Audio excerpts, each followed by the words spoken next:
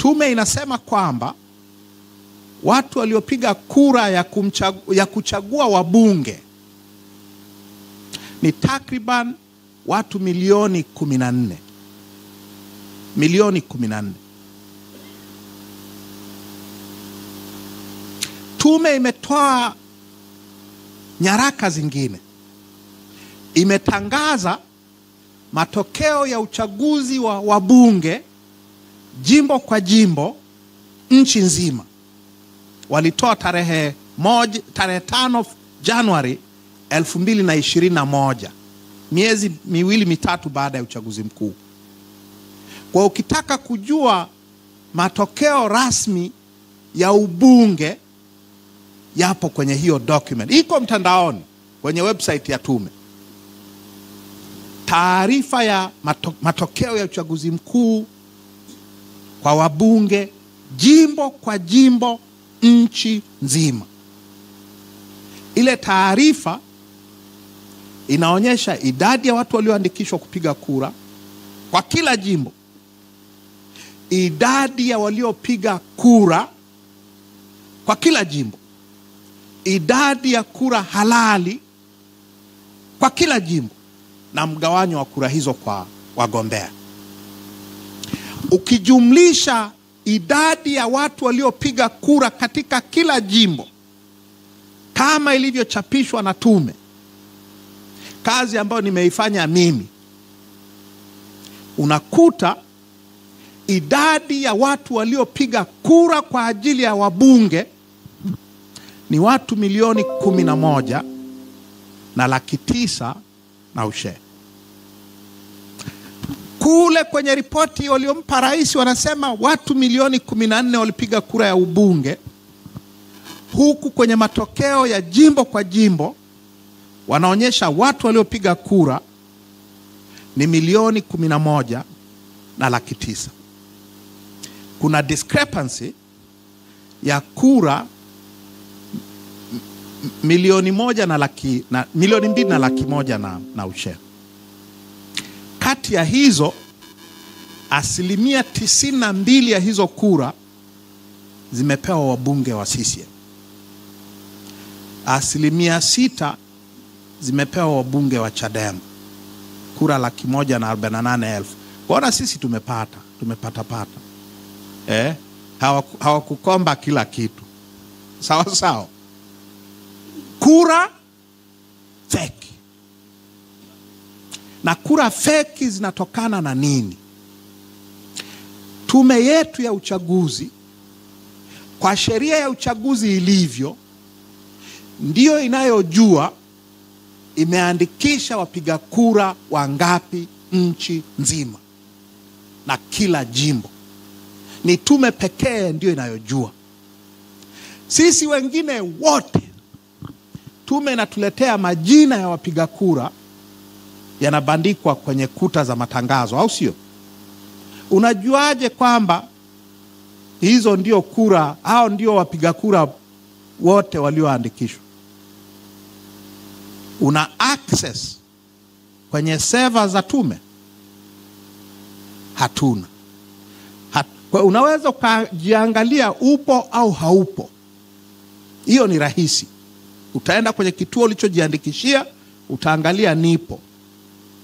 Lakini unahakikishaje kwamba hao waliowekwa hapa ndio watu pekee walioandikishwa kwenye kituo hiki? Hao ambao huwezi ukawajua kwa sababu huna access kwenye server za tume, ndio ambao polisi wanakuja na vibegi mgongoni vya kura feki. Sasa tunaweza tukajua za wabunge kwa namna hiyo after the fact, after the election. Kabla ya election hatuwezi kujua, kwa sababu sheria inatukataza sisi wa vyama vya siasa au wapiga kura au wananchi, inatukataza kujua tume imeweka nini kwenye makompyuta yake inakohifadhia hizi data.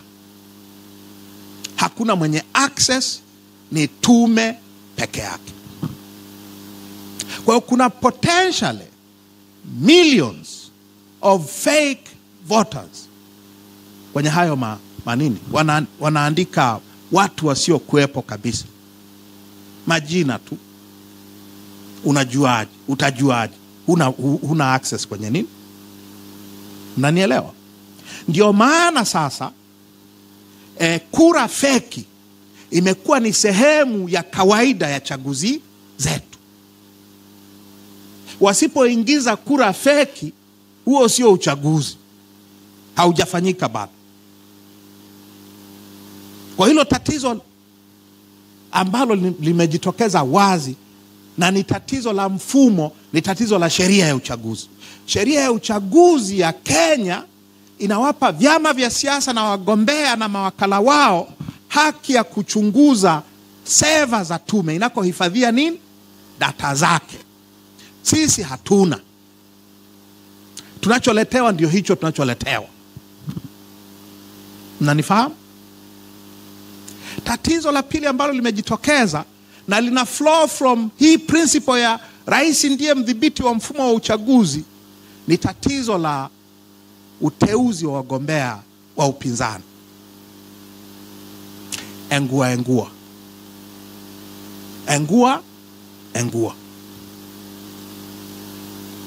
Kwenye uchaguzi wa vijiji mmeona. Sisi Chadema peke yake, wagombea ambao wameenguliwa ni 66%. Au nakosea naibu katibu mkuu? 66% ya wagombea wetu.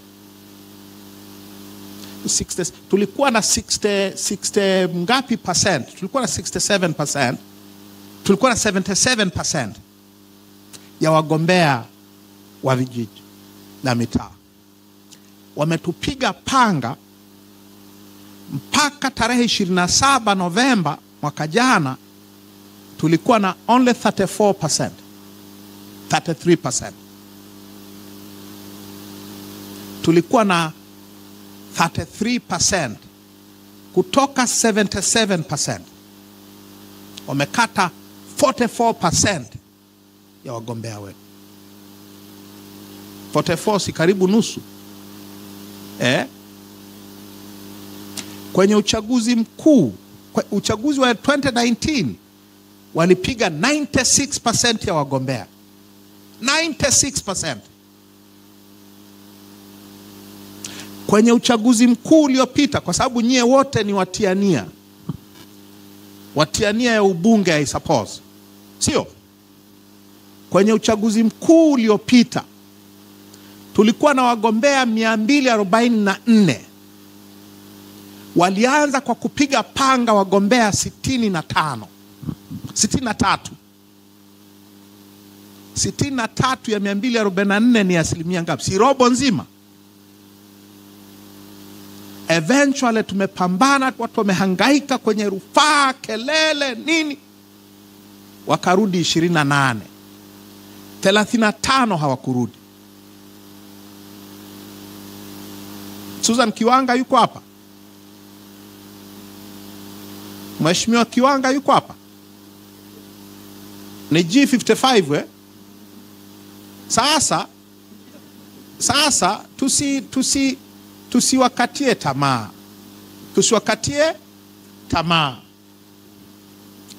G55 wanaosema twende tu, na Susan Kiwanga ni mmoja wao, au sio? Sasa Susan Kiwanga alikuwa mbunge wa jimbo la Mlimba. Kwanza alikuwa viti maalum, yes.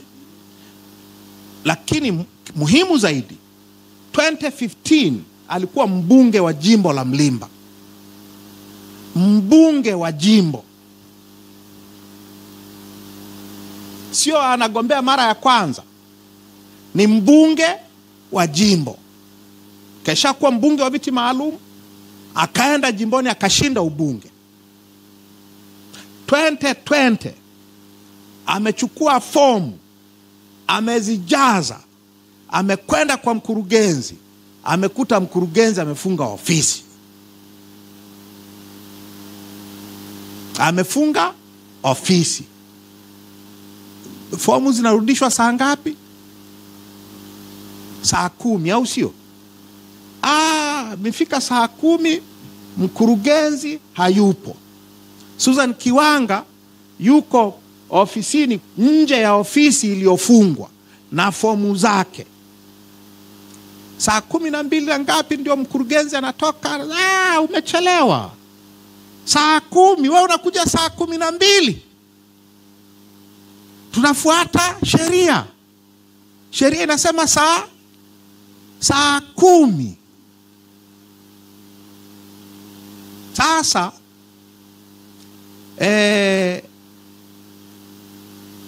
kwa Susan Kiwanga hakuingia ringini, hakuingia kwenye uchaguzi, na mbunge wa jimbo la Mlimba akapita bila kupingwa. Kwa hiyo wanaposema tuingie, twende tu,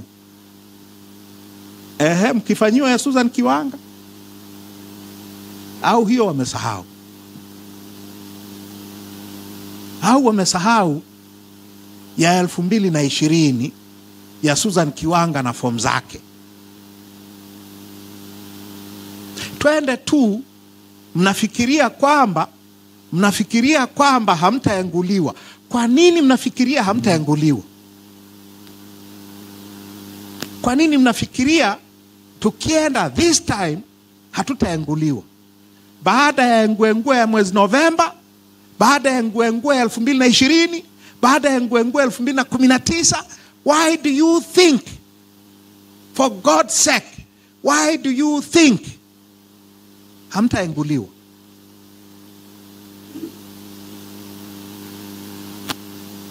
Anyway, hoja yangu juu ya 2020 ni kwamba uchaguzi wa 2020 uliweka record kwenye historia ya uchaguzi mkuu wa nchi hii.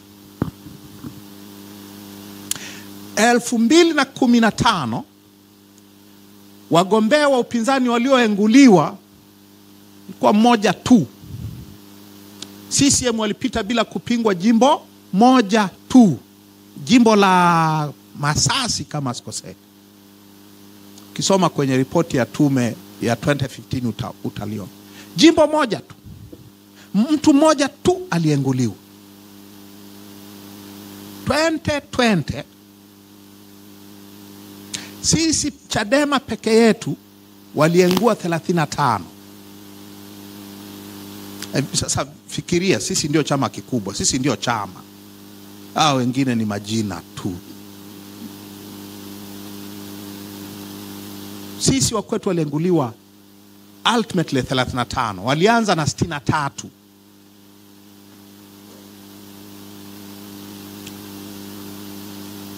Ultimately idadi ya wabunge waliopita bila kupingwa kwa sababu ya hiyo engua 2020 wabunge 28. Asilimia 28 ya wabunge wa majimbo 264 ni asilimia ngapi? 28 out of 264. Asilimia karibu 12. Asilimia 12 ya wabunge wa majimbo ya nchi hii hawajapigiwa kura na mtu yeyote kwa sababu wapinzani, wagombea wetu wa upinzani walienguliwa. Ndio kina Susan Kiwanga.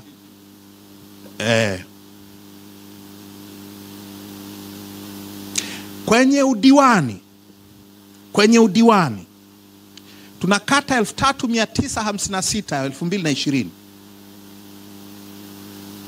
Kata ambazo zilipita bila kupingwa nchi nzima ni 872.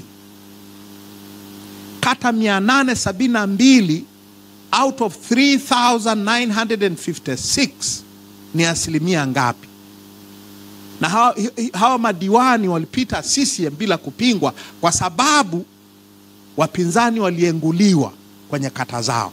Sisi Chadema waliengua madiwani zaidi ya 1100 na ngapi, tunahesabu yake mahali. More than 1100. na tulikuwa na madiwani wagombea 3,700 na kitu. Waliengua zaidi ya theluthi nzima ya wagombea wetu wa udiwani. Kwa hiyo 2020 ili set record. 2010 waliengua watu 8 tu. Walipita 8 bila kupingwa. 15 walikuwa 1. 2005 walikuwa 8. 2020 28 walipita bila kupingwa. Na sisi Chadema 35 of our candidates were disqualified. Na story ni hiyo hiyo Zanzibar. Hakuna mahali penye afadhali.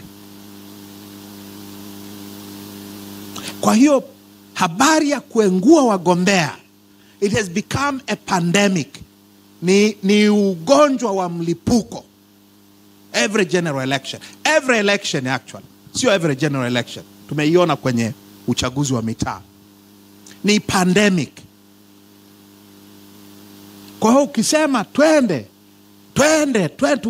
tukakomae. Unakomaa kama ni mgombea.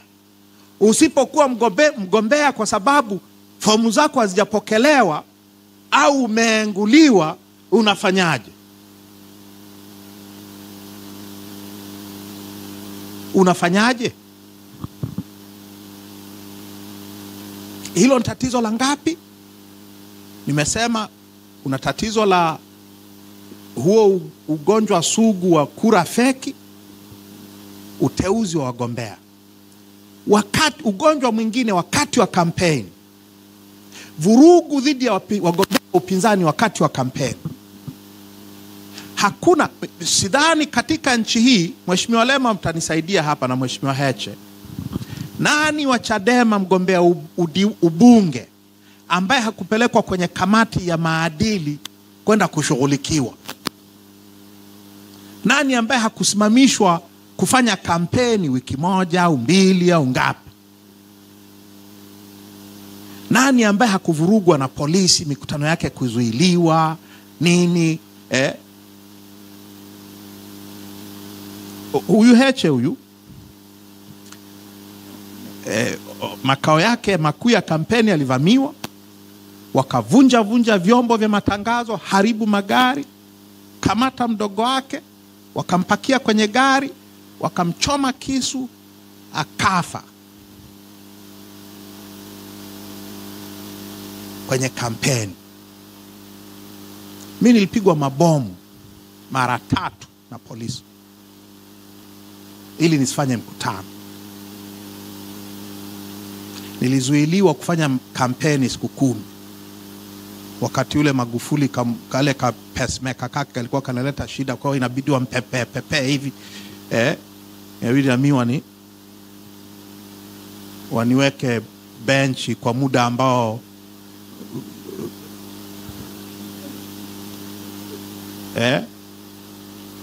sawa sawa. Ndio hadithi ya kampeni zetu, au sio?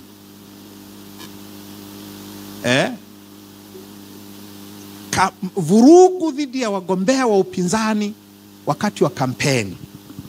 Lakini kuna kitu cha kwenye kampeni ambacho hatukizungumzi sana, but it was deadly.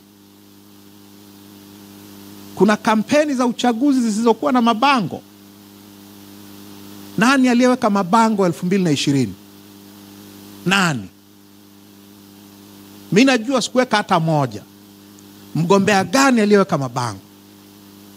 Tulikutana na sheria sijui imetoka wapi katika halmashauri zote inayosema ukitaka kuweka bango ulilipie ushuru wa matangazo.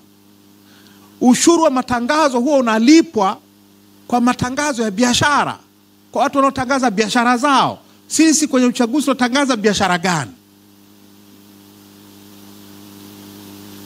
Na ushuru wa kulipia bango moja ni mkubwa kuliko gharama ya kulitengeneza bango lenyewe.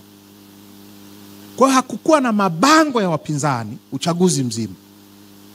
Vyombo vya habari Kwenye taarifa ya Profesa Mkandala na kile nani chake, Profesa Mkandala ni CCM kweli kweli. Yaani ni ling'ombe la CCM. Linahalalisha chaguzi zote za CCM tangu 95. Lakini kwenye uchaguzi mkuu uliopita wametengeneza ripoti. Hiyo ripoti yao kwenye vyombo vya habari is probably the best analysis ya vyombo vya habari ni vya nani wakati wa uchaguzi. Na jibu lao ni vyombo vya habari vya CCM vyote. CCM ilikuwa na exclusive control ya live coverage. Exclusive. Hakuna mkutano wa CCM wa kampeni za rais ambao haukuwa live. Sisi ni upi uliokuwa live? Kwa control ya vyombo vya habari ni sehemu ya campaign. Yote ni vya CCM. Tatizo la utaratibu mzima wa kampeni, tatizo la 3 kwenye chaguzi zetu. Tatizo la 4